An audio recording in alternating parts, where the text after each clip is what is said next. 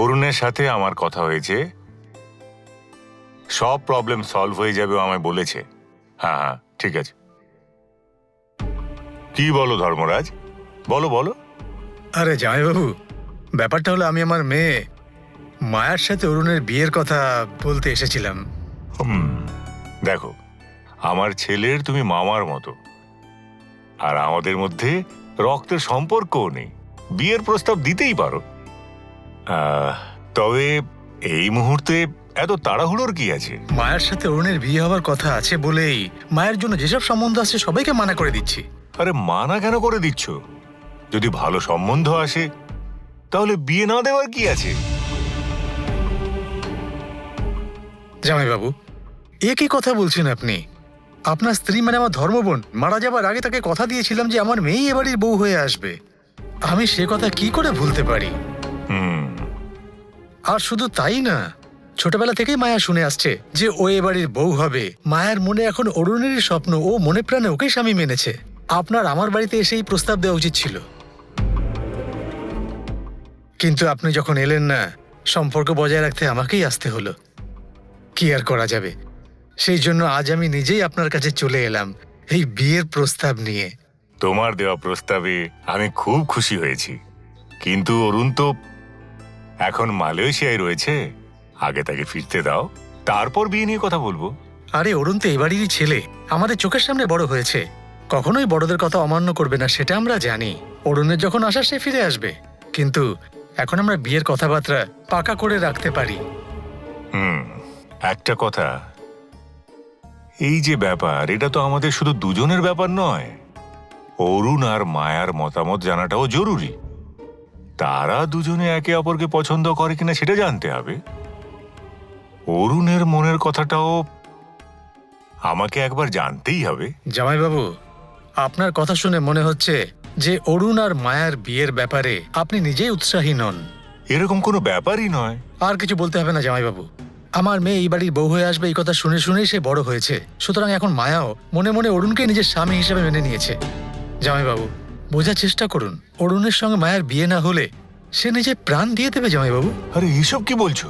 এত বছরের আমাদের এই সম্পর্কের প্রতিদান হিসেবে শেষ পর্যন্ত আপনি কি আমার মেয়ের বলি চাইছেন? জামাইবাবু, এ তুমি কি কথা বলছো ধর্মরাজ? জামাইবাবু, আমার মেয়ের জন্য অন্য কোনো পাত্র জুটবে না সেটা নয়, আপনার ছেলের জন্য কোনো না কোনো পাত্রে জুটে যাবে, কিন্তু আমাদের এতদিনের সম্পর্ককে আমি এটা আলাদা গুরুত্ব দিয়েছিলাম। আর আপনি মনে হচ্ছে এখন আমার পাতানো দিদির মৃত্যুর পরে আমাদের সঙ্গে সমস্ত রকম সম্পর্ক মনে মনে শেষ করে দিয়েছেন, সেটা আমি বুঝতে পারছি। আমি কখনোই কিন্তু এরকম কথা জীবনে ভাবিনি। তাহলে কথা বলতে কি অসুবিধে? জামাইবাবু, আরে আমি তো আর এক্ষুনি বিয়ের দিন স্থির করতে বলছি না, শুধু আমাকে এইটুকু ভরসা দিয়ে দিন যে আমার মেয়েই এই বাড়ির বউ হয়ে আসবে, আমি শুধু এইটুকুই চাইছি। বাইরের কাউকে ডাকার কোনো প্রয়োজন নেই, শুধু আপনার পরিবারের লোক আর আমার পরিবারের লোক, রীতি রেওয়াজ মেনে কথাবার্তা বলে সম্বন্ধ পাকা করা যাক, কি ঠিক আছে না?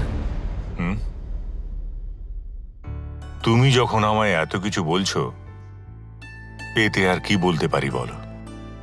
যদি পাকা কথাবার্তা বলে নিলে তোমার বিশ্বাস হয়, চলো তাহলে তাই করা যাক। চলো চলো। Thank you very much, thank you.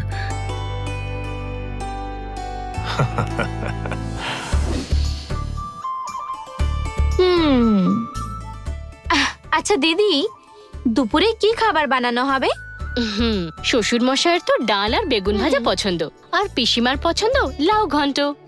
আর ভাবছি মালাইকারিটাও বানাবো, সবাই ভালোভাবেই খাবে। তোর পছন্দ গাজর, কিন্তু আমি তোর জন্য আলু সিদ্ধ বানাবো। আমি ঠিক ভেবেছি তো? বাবা, হাসতে না হাসতেই দেখি কার কি পছন্দ সব জেনে নিয়েছো তুমি। এতে আর এমন কি হয়েছে? এক পরিবারে থাকতে গেলে সেখানে কার কি পছন্দ অপছন্দ সেটা তো জানতেই হবে। তুমি তো দেখছি কার কি পছন্দ সবই জেনে ফেলেছো। গঙ্গা, হ্যাঁ বাবা, গঙ্গা, কর্তাবাবু বলেছেন যে দুপুরের খাবার বাইরে থেকে অর্ডার করা হবে। ও তাই তোমরা এখন কোনো রান্না বান্না করো না কিন্তু। কেন বাবা, আমাদের হাতে রান্না খেয়ে বোর হয়ে গেছে নাকি? না না, সেরকম কোনো ব্যাপার নয় মা। আসল কথাটা হলো যে কর্তাবাবুর বন্ধু ধর্মরাজের পরিবার দুপুরে এখানে আসবে, ও। সেই জন্যই বোধহয় তোমাদের আর কষ্ট দিতে চাননি, তাই বাইরে থেকে অর্ডার করেছেন। দুপুর 12টার মধ্যে হোটেল থেকে খাবারগুলো এসে যাবে, তখন তোমরা একটু ওগুলো রেডি করে দিও। ঠিক আছে, আসি বাবা। তাহলে। এমনিতে তো যা কিছু হয় বাবা সব তোকে বলে, কিন্তু কি এমন হলো আজকে? আমিও সেটাই বুঝতে পারছি না। তোর মাথাটা খারাপ হয়ে গেছে? অরুণ মালয়েশিয়াতে আছে, ওর সাথে কথা না বলে ধর্মরাজের মেয়ের সাথে সম্বন্ধ করছিস? এটা অরুণের জীবনের একটা বড় সিদ্ধান্ত। ও নিজেরও তো কিছু ইচ্ছা থাকতে পারে।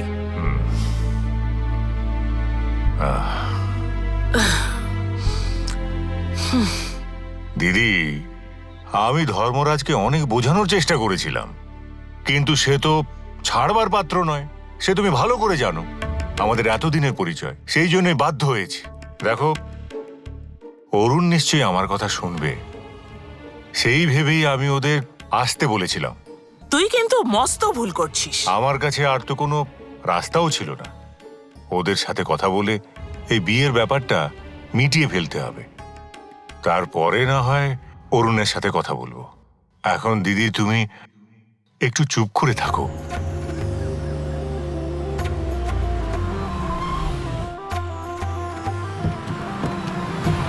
নমস্কার। হ্যাঁ, চলো সবাই ভেতরে চলো। চলে এসো, চলে এসো। হ্যাঁ হ্যাঁ, চলো এসো। চলো।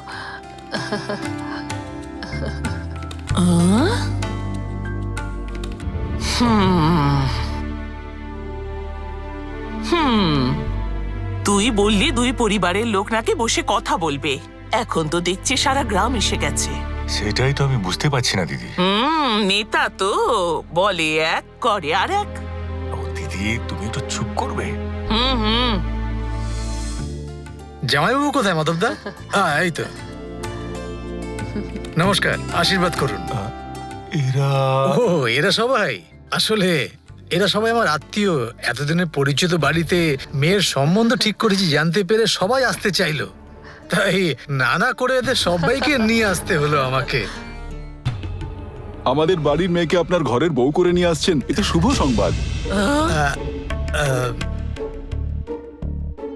আপনাদের এতদিনের সম্পর্ক যাতে আরো মজবুত হয়, তাই জন্যই তো এই বিয়ের প্রস্তাব।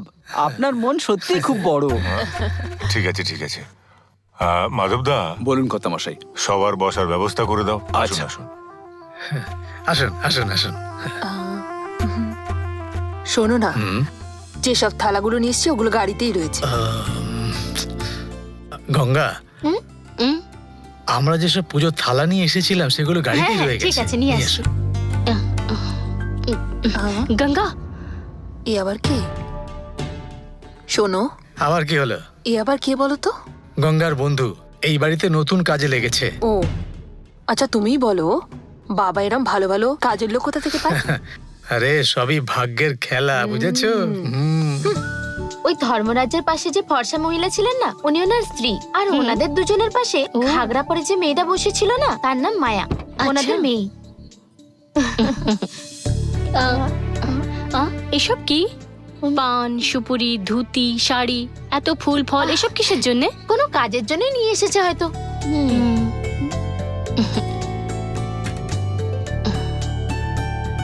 আমি বন্ধ করছি। আর ওই যে পিছনে টি শার্ট পরা ছেলে দাঁড়িয়ে ছিল না একটা, ওটা ওনাদের ছেলে। এদেরকেও জেঠু নিজের আত্মীয়ের মতোই ভাবে। তুমি যাতে চিনতে পারো তাই সকলকে দেখিয়ে ভালোই দিলাম। হলো, চিনিয়ে দিলি।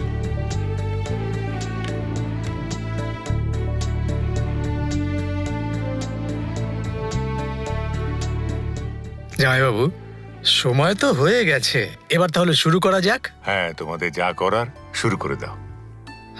হ্যাঁ, শুরু করুন আপনারা। এসব কি? তুমি বলেছিলে শুধু কথাবার্তা বলতে একদিন আসবে এখানে। দেখে শুনে মনে হচ্ছে একেবারে আশীর্বাদ করার জন্য এসে পড়েছো। হ্যাঁ হ্যাঁ, হ্যাঁ দিদি, আমিও তো শুধুমাত্র কথাবার্তা স্থির করব বলে ঠিক করে রেখেছিলাম, কিন্তু আমার আত্মীয়রা তাতে রাজি নয়। ওরা জোর করে বলছে আমরা যেন আজকে আশীর্বাদটাও একসাথে সেরে নিই।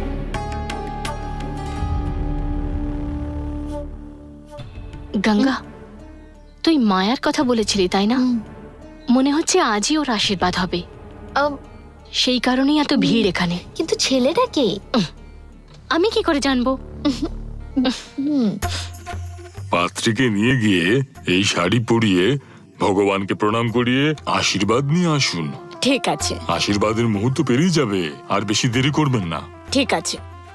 মায়া আয়, গঙ্গা এদিকে আয় তো। হ্যাঁ।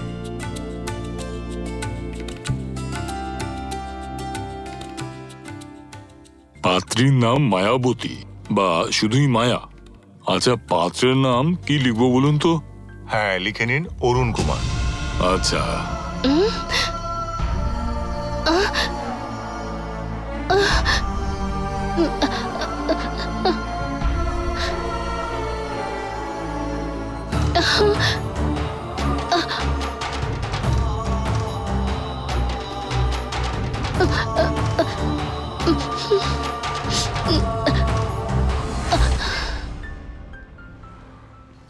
We will just go to the factory now and see the developments to ensure that this factory is at the top. Yes, sir. Yes, sir.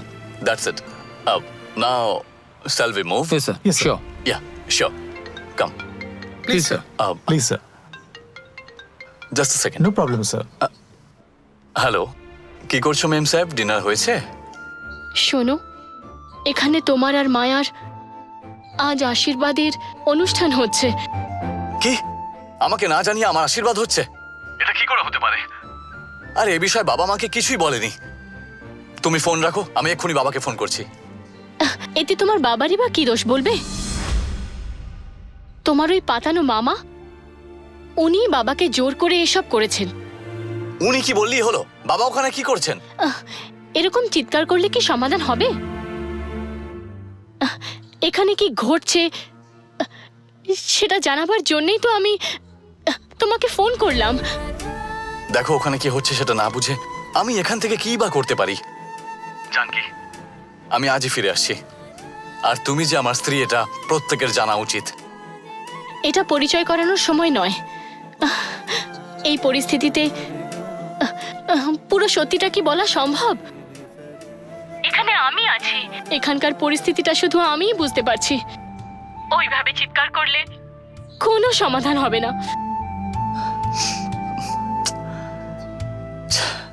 তোমার বাবা যদি আমাকে স্বীকার না করেন তাহলে তখন আমি কোথায় যাব ভেবে দেখেছো? তাহলে তুমি বলো এখন আমি কি করব? আজকে আশীর্বাদ হয়ে গেলে কালকে বিয়ের কথা বলবে ওরা, তাই আমাদের এই আশীর্বাদ বন্ধ করতে হবে। তাহলেই সব সমস্যা মিটে যাবে। তোমার বাবা তোমাকে একটা ইম্পর্টেন্ট কাজে পাঠিয়েছেন। সেই কাজটা শেষ না করে তুমি কি করে ফিরে আসতে পারো? ওহ গড! তুমি যেমন আমাকে নিয়ে চিন্তা করছো,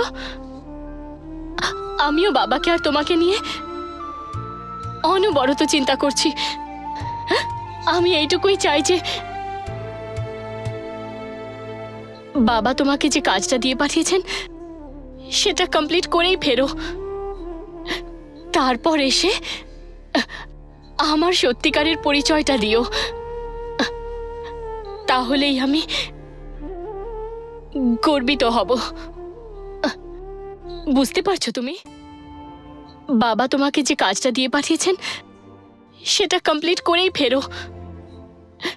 তারপর এসে আমার সত্যিকারের পরিচয়টা দিও। তাহলেই আমি গর্বিত হব। বুঝতে পারছো তুমি? মন দিয়ে কাজ করো। জানকি, আজকে তোমার জায়গায় অন্য কেউ থাকলে আমাকে ফিরে আসতেই বলতো, কিন্তু তুমি কি করে এরকম বলছো বলো তো? হ্যাঁ, তোমার উপরে আমার পুরো ভরসা আছে। তুমি কখনোই আমাকে ঠকাবে না।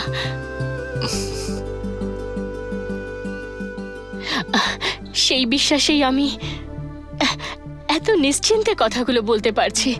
আমি তোমায় কথা দিচ্ছি, তোমার বিশ্বাস আমি কখনো ভাঙবো না। এতে আমার পুরো বিশ্বাস আছে। আমার স্বামী যে কেমন তা আমি খুব ভালো করে জানি। এখানকার কথা নিয়ে তুমি বেশি ভেবো না, বরং বিজনেস ডেভেলপমেন্টের কাজে বেশি মন দাও। সব ভালো করে হয়ে যাবে। তুমি মন দিয়ে ওখানে কাজ করো, বুঝলে? এখন আমি রাখছি। হ্যাঁ, ঠিক আছে জানকি, টেক কেয়ার।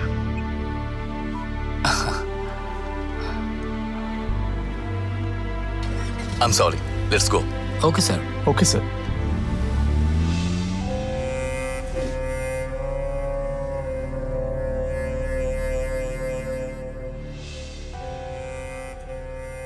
নিচে কি সব হচ্ছে দেখতে পাচ্ছ তো?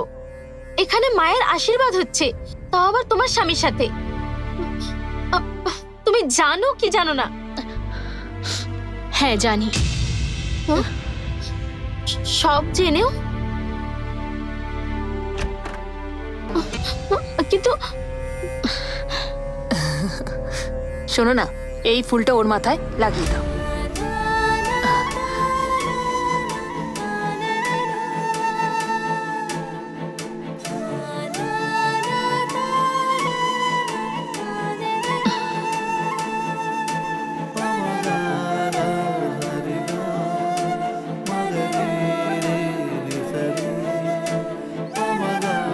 চলো।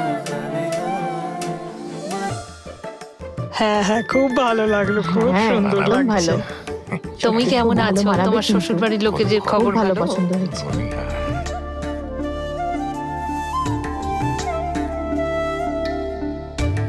হ্যাঁ, সত্যি ভালো দেখাচ্ছে। শাড়ি পরে তো মা লক্ষ্মীর মতো দেখাচ্ছে, তাই না? রূপ দেখ মেয়ের। সত্যি।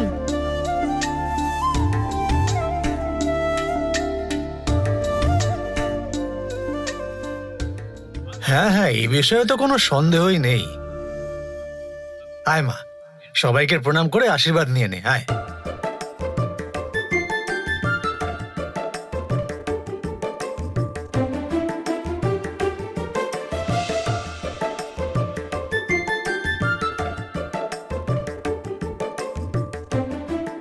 ঠাকুর মশাই, পাকা কথা শুরু করুন। তাহলে শুরু করে যাক। আমি এখন হ্যাঁ, লিখছি। লিখুন লিখুন।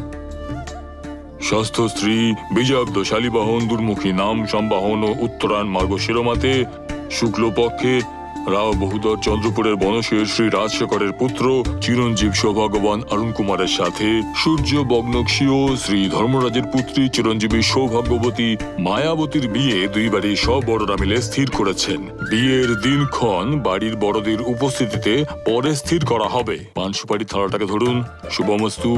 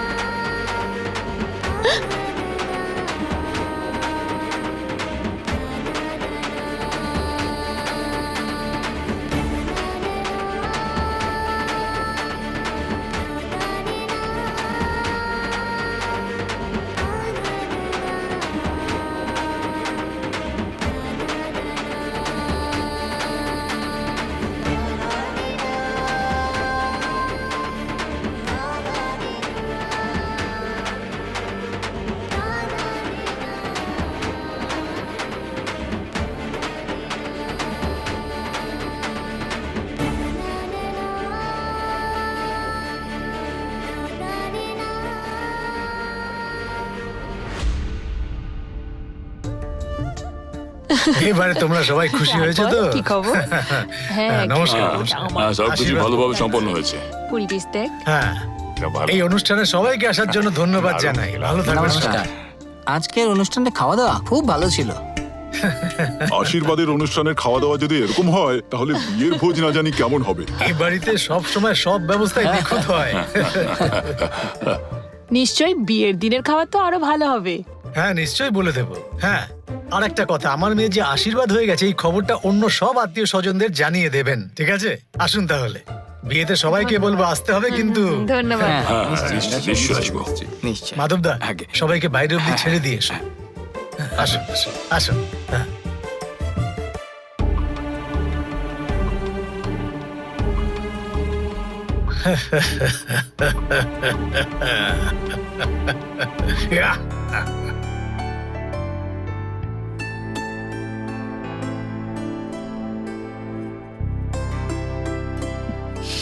দেখো আমরা যেরকম চেয়েছিলাম দেখো ঠিক সেরকম ভাবেই হয়েছে। আশীর্বাদ হয়ে গেল বলো। হ্যাঁ, চলো বেরোই। মায়া বরং এখানে 4-5 দিন থাক। পাপা, অরুণ তো এখানে এখন নেই, তাই একা একা এখানে থেকে কি করব? তোমাদের সাথেই বরং ফিরে যাই। বলছিস মা, পাগল নাকি? তুই বরং এখানে থেকে রাজশেখরকে নিজের হাতে রান্না করে খাওয়াস, যাতে ওরা বুঝতে পারে যে তুই সংসার সামলানোর উপযুক্ত হয়ে উঠেছিস আর বিয়ের দিনটা তাড়াতাড়ি ঠিক হয়ে যায়। এখন থেকে আমি রাঁধবো নাকি? হ্যাঁ, কেন মায়া? আমি তোকে মার্ডার করতে বলছি নাকি? এতে ঘাবড়াবার কি আছে? না পাপা, আসলে আমি তো আরে তুই কত ধৈর্য ধরে ভারতনাট্যম শিখেছিলিস, এখন রান্না করাও শিখে নিবি। এতে আর এমন কি আছে? আমি যখন রান্না করতাম তখন তো তুই দাঁড়িয়ে দাঁড়িয়ে দেখতিস। শিখে গেলে ঠিকই করতে পারবি। রান্নাঘরে গিয়ে তো দেখ তুই কত শিখে গেছিস। তুমি ঠিক বলছো তো? হুম। ঠিক আছে, তাহলে আমি ট্রাই করব। আচ্ছা ঠিক আছে, আমি ওদের গিয়ে বলে আসছি আছে। যে মা এখানে কয়েকদিন হ্যাঁ, থাকতে চাইছে। হুম।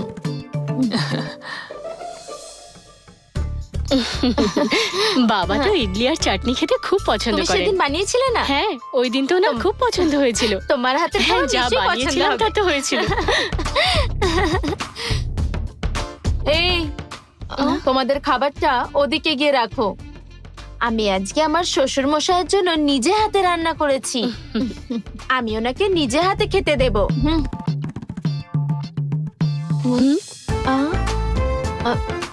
চলো গিয়ে দেখি।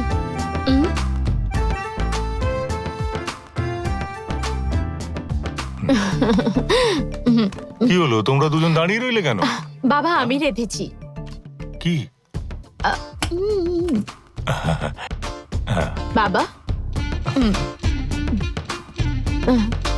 এইটা একটু দিই, আর একটু দিই। খেয়ে নিন বাবা। মনে হচ্ছে ভালো রেঁধেছে। কেমন হয়েছে বাবা?